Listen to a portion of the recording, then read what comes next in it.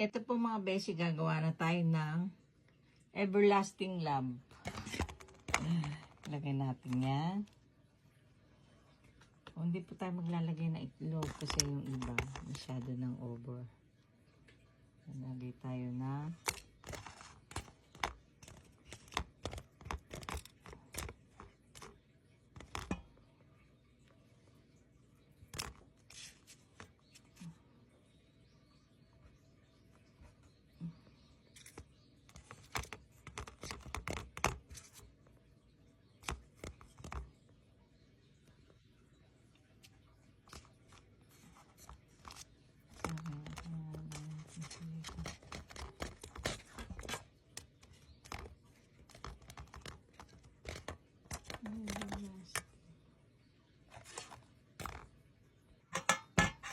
nalagyan na po natin.